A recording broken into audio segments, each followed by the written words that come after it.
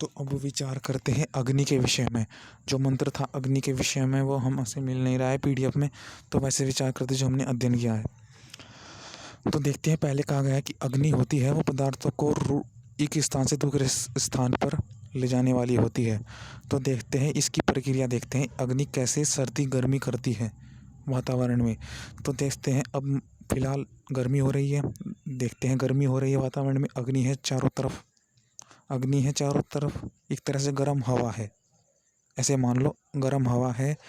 और फिर उस गर्म हवा को, क्योंकि बढ़ते बढ़ते ग्रीष्म ऋतु में इतनी गर्मी हो जाती है, फिर ठंड आती है, क्योंकि फिर एक तरह से जो ठंडी हवा होती है वो गर्म हवा पे प्रेशर मारती है, एक तरह से उसकी जगह ले लेती है, हाई प्रेशर टू लो एक तरह से। तो फिर वो जो गर्म अग्नि है या गर्म हवा है, क्योंकि अग्नि मौजूद है चारों तरफ और ठंड आ रही है, वो उस पर दबाव मारेगी तो वो पृथ्वी पर समाएगी अग्नि, पृथ्वी में अग्नि समा गई। और अग्नि का कार्य यह है कि पदार्थों को एक स्थान से दूसरी स्थान पे मौजूद कर ले जाना। तो अब आती है वसंत ऋतु।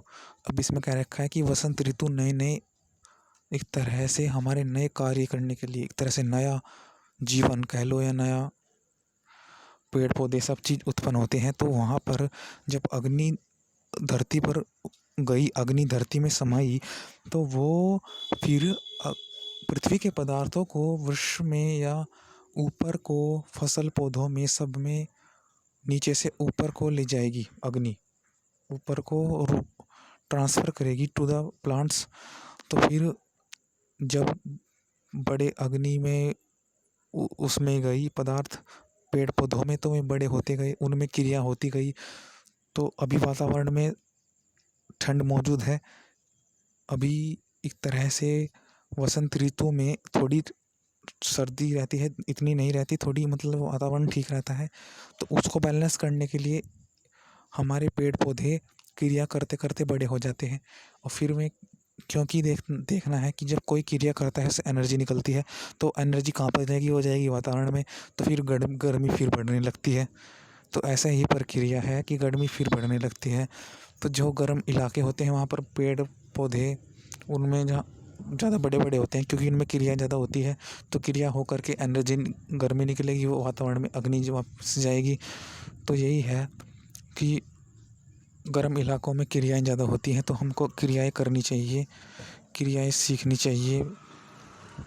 बड़े बड़े जो विद्वान हैं, इसमें दो प्रकार के अर्थ हैं कि विद्वानों के पास जाएं, उनकी बड़ी बड़ी क्रियाएं को देखें, एक तरह से उन क्रियाओं से आप नया नया रूपांतरण करें अपने आप में।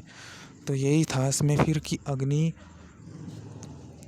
देखते हैं कि जो गर्म हवा है, अग्नि ने गर्म हवा की, वो धरती में समाई, फिर धरती में से अग्नि ने पदार्थ पेड़ों में किए। इसमें ऐसा भी कहा था कि सोमलता, क्योंकि सबसे ठंडी औषधि होती है सोमलता। ठंडी कैसे हुई वो, क्योंकि उसमें से अग्नि बाहर निकली, क्योंकि उसमें ज़्यादा पदार्थ, क्योंकि उसने क्रियाएं उत्पन्न की, क्योंकि वो गर्मी के मौसम में उत्पन्न होती है, ज़्यादातर औषधियाँ ठंडी होती हैं, क्योंकि उन्हें पदार्थ मिले, क्योंकि उन्हें ज़्यादा पदार्थ मिले, ज़्यादा क्रियाएं हुई, तो वो ठंडी हो गई, अग्नि बाहर निकाली ज़्यादा क्रियाएं करके, ज़्यादा उनमें गुण हो गए, मेडिसिनल प्रॉपर्टीज़ हो गई। तो जिसने भी मेडिकल प्रॉपर्टीज़ होती हैं ज़्यादातर ठंडी होती हैं, जहाँ तक मुझे पता लगा। अब को आप देखते हैं आगे। तो यही है विज्ञान थोड़ा। तो यही है कि बड़े बड़े वृक्ष होते हैं, बड़ के पीपल के, तो आसपास अच्छा माहौल, वहाँ के इलाके गर्म होते हैं इत्यादि, जहाँ पर ठंडे होते हैं। और जैसे कोकोनट इतना हाइट नहीं है वहाँ पर इलाका। और तो इसमें और भी यही विचार है कि जो वातावरण की गर्मी थी, वातावरण की गर्म हवा थी, अग्नि थी वातावरण की, वो तो समा गई कहाँ पर, पृथ्वी पर, पृथ्वी पर समा गई सारे पदार्थ। ज़मीन में से लेके ऊपर पहुँचा दिए, फिर ऐसा होता गया।